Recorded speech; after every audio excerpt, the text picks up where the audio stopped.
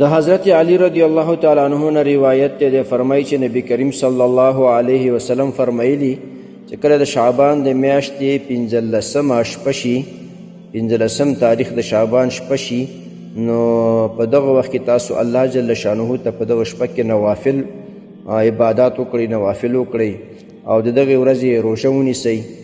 ځکه چې کله دغه 15 شپه وي راځي عمر پرې وځي، نو د الله جل شانو خاص تجلی او رحمت اول اسمان ته راکوزیږي کما یلیق بشانه، څنګه چې د الله د شان سره ښایي.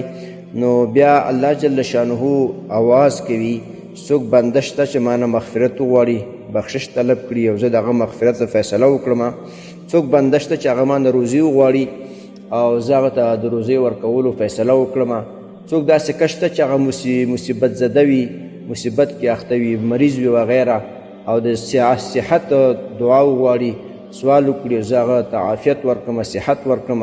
داسې مختلف نور حاجتونه د الله جل شانه نه وغواړي. بیا دغه شپه چې کله مر پرې وځي، نو دا د مر پرېوتو نه واخله د صبح صادق پورې د الله جل شانه رحمتونه په خپل بندگانو باندې چې غواړي راوریږي. دې حدیث روایت سنن ابن ماجه کړی دی. محترم مسلمانانو ورونو، محدثین فرمایي دا حدیث اگر چې ضعیف دی لیکن فضایلو کې په ضعیف باندې هم عمل کولی شي. نو په دغه شپه 15 شپه باندې 15 د شعبان په شپه باندې کې موږ تاسو عبادت ډېر وکړو، نوافل وکړو.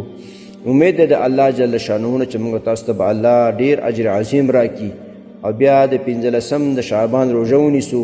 اسم بل حدیث کې مخکې موږ ویلي وو چې په هره میاشت کې 14 14 15 په نورو حدیثونو کې ثابت دي. نو دغه روژه سړی ونیسي او د شپې عبادت وکړي. که روژه نشي نیولی، شپې راپاڅي، لږ وخت عبادت وکړي، الله جل شانه نه سوال وکړي، صحت او د رزق او د نورې کوم مصیبتونه د هغې نه د خلاصي دپاره دعاګانې وغواړي. الله جل شانه په دغه شپه کې د مؤمنانو دعاګانې قبلوي. دې وجې نه ټول سړي او زنانه 15 د شعبان په شپه باندې ډېر عبادات وکړئ او الله جل شانه ځان نه راضي کړئ. محترمو مسلمانانو ورونو، تاسو ته چې کوم روزانه د حدیث د مفهوم راځي، نو د مهربانۍ او د ثواب له مخې نور مسلمانانو ته لیږدوئ او شیر کوئ. والسلام. د دیوبندي مسلک حنفي کاروان سټوډیو لخوا وړاندې کیږي.